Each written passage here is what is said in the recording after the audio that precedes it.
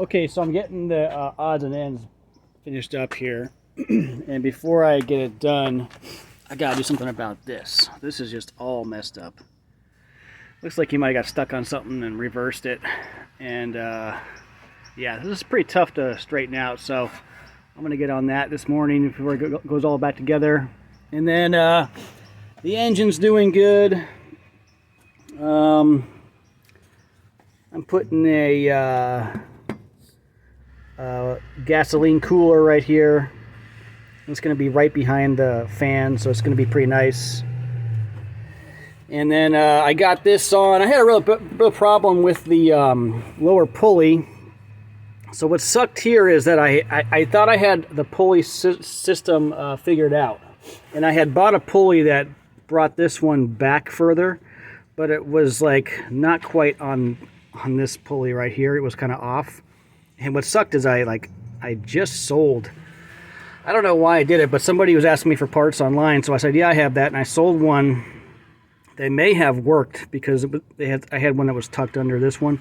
Like the groove was further forward, but no matter what I did, I couldn't figure it out. So I actually just put this on the press and just pushed it up so that it lined up with that one. And it's pretty strong. I think it's going to work. So I got a belt coming. So it's the big block style. What I couldn't figure out. So I was able to just bend it, and then after I bent it, I kind of like straightened it out because it was all wobbly, but I got it pretty straight. And yeah, radiator's going in. I just got to fix that up. So I need to rob this little nylon bushing off this thing because mine broke, and it's really hard to find any, so I was going to make one. But this is easier because this thing's actually bent. You probably can't see it, but it only makes contact on one side. I bought this 318 from a guy. He said he erased it. And he said, well, anyway, I took it apart. And apparently he didn't want to put the washers between the rocker arms. So when I took it apart, I found like 3 bent push rods, and it was just like, obviously just stopped running. So this thing got bent in the process. So this thing's all bad. So I'm not sure what year this thing is. It's got a little oiler right here, or whatever that is. Maybe somebody knows what year this thing is, but probably was a pretty good one.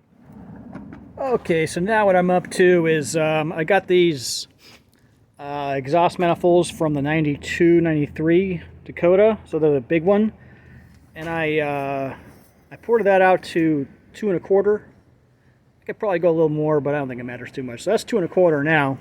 And then I also did these. And they're just slightly larger than the ports on the heads.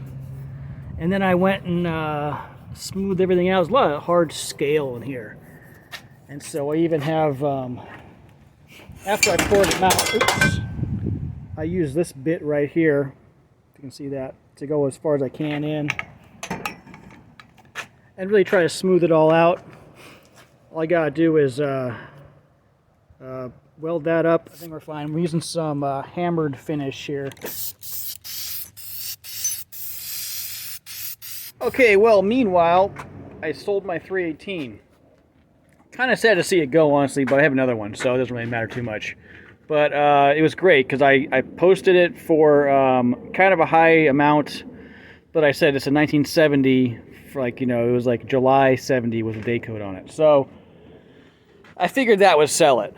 So guess what happened? Somebody came who had a story where he was like, he tracked down his father's 70 CUDA. He thinks it's his father. He's not sure. And it was the tags say it's an original 318 2-barrel.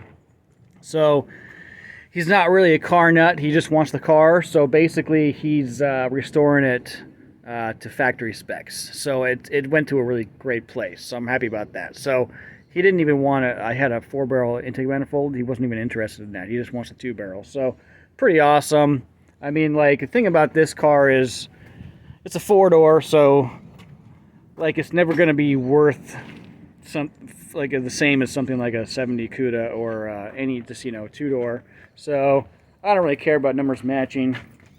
The other 318 I have has a forged crank in it, so I don't have numbers matching, but what I do have is everything under the hood here is a Chrysler part, except for the intake manifold, my little air cleaner here, and the radiator.